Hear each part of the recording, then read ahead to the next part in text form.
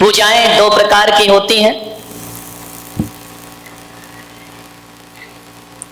एक पूजा तो वो होती है जिसमें भगवान को कुछ अर्पण करना होता है, और एक पूजा वह होती है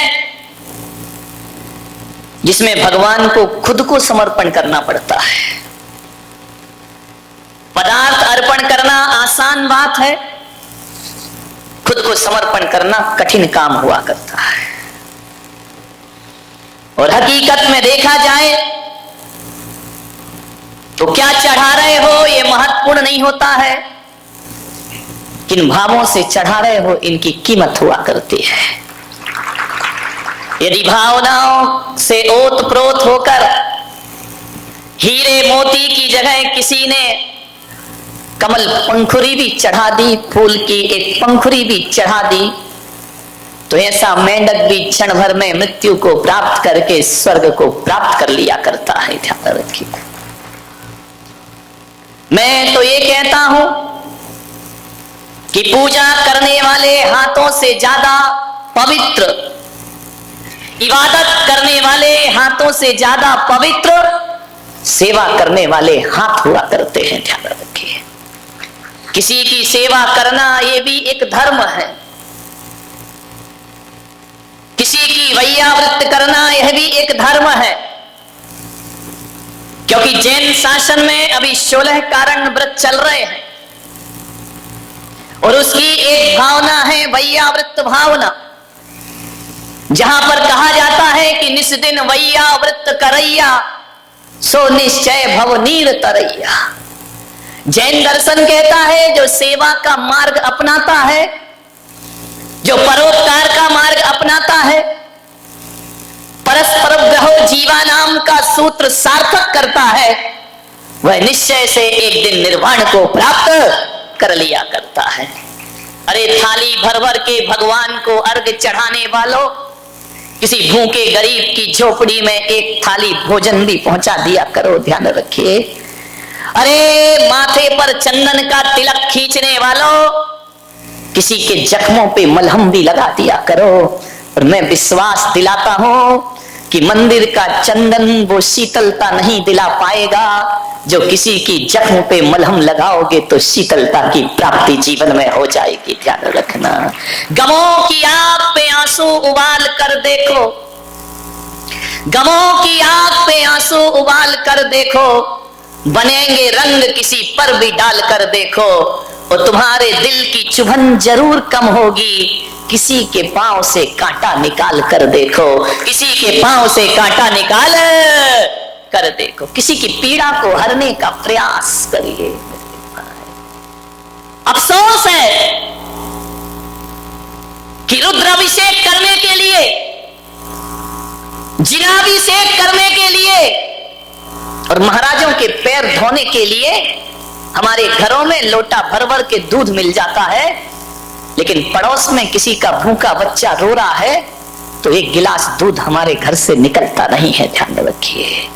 और मैं पुलक सागर कहता हूं कि दूध से भगवान का अभिषेक करो, कोई मुझे समस्या नहीं है, लेकिन आपसे निवेदन करता हूं किसी भूखे बच्चे के मुख में एक गिलास दूध जरूर दिया करो। मैं कहता हूं कि जो मंदिर में दूध चढ़ाएंगे और भूखे बच्चे को नहीं पिलाएंगे, परमात्मा भी उनका दूध स्वीकार करने को तैयार नहीं हो सकता है। अरे किसी भूखे बच्चे को दूध पिलाओ मेरे भाई।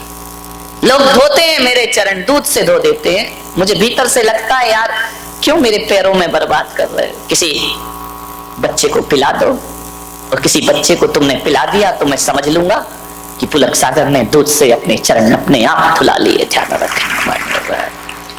मैं कोई विरोध नहीं कर, नहीं तभी तुम्हारे यहाँ लड़ाइयां हो जाएं कि महाराज दूध वाले या पानी वाले। अपन न दूध वाले न पानी वाले, अपन तो जिनेंद्र वाले और जिनवाणी वाले। ध्यान रखना। नहीं तो आदमी गलत अर्थ बहुत जल्दी लगाता है कि अभी पानी वाले खुश हो जाएंगे, दूध वाले नाराज हो जाएंगे। तो महावीर कहते हैं कि ना तो पानी वाला मोक्ष जाता है ना दूध वाला मोक्ष जाता है, यहाँ तो पिछी कमंडल धारण करता है, उसके लिए मोक्ष की प्राप्ति। जो पानी भी छोड़ता है और दूध भी छोड़ दिया। अपने को क्या लेना देना, तुम कुछ भी चढ़ाओ, लेकिन प्रेरणा देना मेरा इतना ही फर्ज है। मैं ये नहीं कह रहा हूं कि मंदिरों में अभिषेक करना बंद कर दो, लेकिन मैं ये कह रहा हूं किसी भूखे को दुत्कारना बंद कर दो, तुम्हारा जीवन सार्थक और सफल हो जाएगा। अफसोस होता है मुझे कि हम कृष्ण के मंदिर में जाते हैं, महादेव के मंदिर में जाते हैं, नंदी को शीश झुकाते हैं, गाय को माला पहनाते हैं।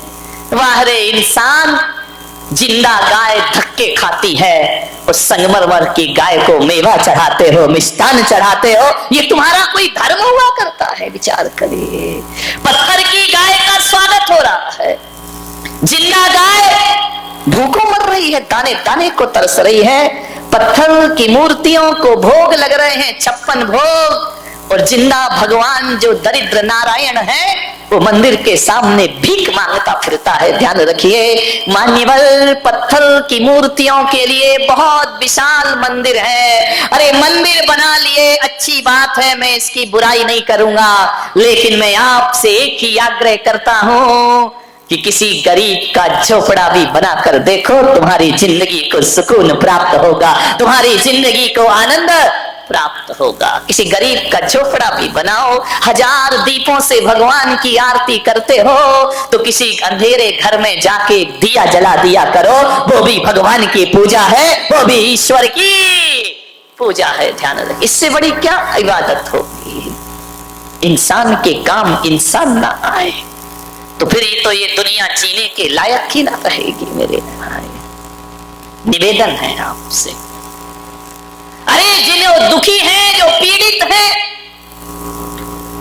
उनकी बदकिस्मती होगी, लेकिन उनकी बदकिस्मती को देखकर मजाक मत बनाना, जितना हो सके सेवा करना।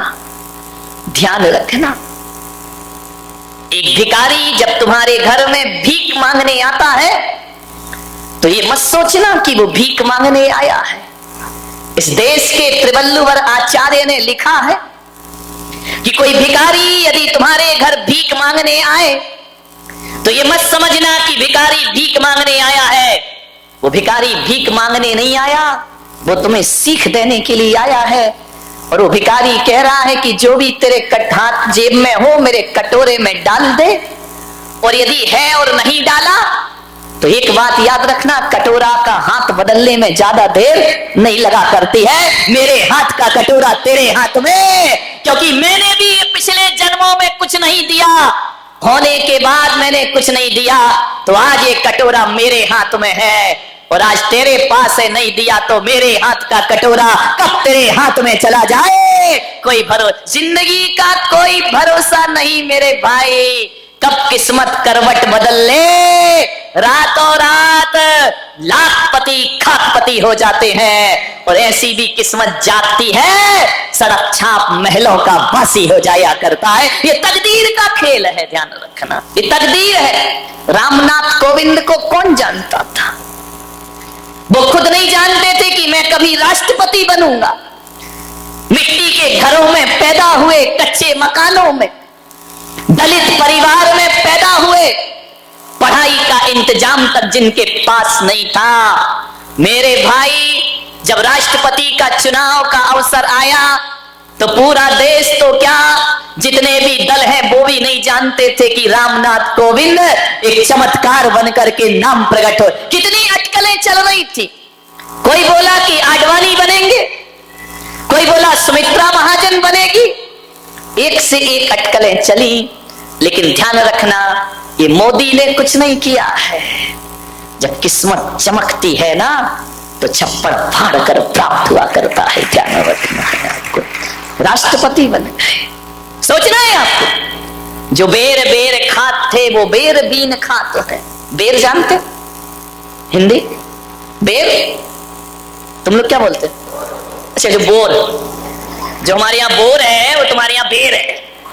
बहुत ही उल्टा मामला मैं करूं क्या? हमारे यहाँ बोर होता है बुरा, तो तुम्हारे यहाँ बोर होता है अच्छा। तो मैं इसको मराठी में कैसे बना? नहीं बनेगा। जो बेर बीन खात थे जिनके दिन ऐसे थे कि बोर को बीन बीन के खाते थे। जो बेर बीन खाते थे वे बेर बेर खाते हैं। बेर बेर यानी बार बार, हिंदी समझाना पड़ेगी मुझे। जो बेर बीन खाते थे वो बेर बेर खाते हैं। जो बेर बेर खाते थे वे बेर बीन खाते। तकदीर का कोई भरोसा नहीं। कल तक जो बेर बीन बीन के खाते थे आज उन बार बार खाते हैं। कल जो बार बार खाते थे आज बेर बीन बीन कर। तकदीर का कोई ठिकाना नहीं, कब किस्मत पलट जाए। और किस्मत ऐसे खूबसूरत मोड़ पे धोखा देती है। अब देखो ना देश के हालात, वाडवानी की किस्मत में नहीं है तो नहीं है। अब क्या करोगे तुम, क्या कर सकते हो? ना पीएम बन पाए, थोड़ी आस थी कि राष्ट्रपति बन जाएंगे, उन्हें क्या मालूम था इसी समय फाइल खुल जाएगी। विचार करिए, सोचना है आपको। अब नहीं है, तकदीर में तो नहीं है। लोग बोलते हैं कि सोनिया का बड़ा त्याग है, जीतने के बाद भी मनमोहन को मुख्यमंत्री प्रधानमंत्री बना दिया। अरे काय का त्याग मेरे भाई। पहले के जमाने में कहा जाता था मजबूरी का नाम महात्मा गांधी, अब कहा जाता है मजबूरी का नाम सोनिया गांधी। क्या करोगे, बदलेगी परिभाषाएं। ये तकदीर के खेल है मेरे भाई, सोच लेना, जिंदगी को समझना। आज सब कुछ है, कल कुछ ना रहेगा। आप देख रहे हैं ना, मैंने एक दिन और बताया था, रेमंड्स ग्रुप के मालिक, रोज अखबारों में आ रहा है दर दर की। तो इस कलयुग का, अभी का, प्रेजेंट का उदाहरण है। अपनी बुलंदियों पर इतना नाज मत करो, अपनी बुलंदियों पर इतना नाज मत करो। हमने तो आसमान से सितारों को गिरते देखा है, ध्यान रखिए। आसमान के सितारे भी एक दिन जमीन पर आ जाते हैं।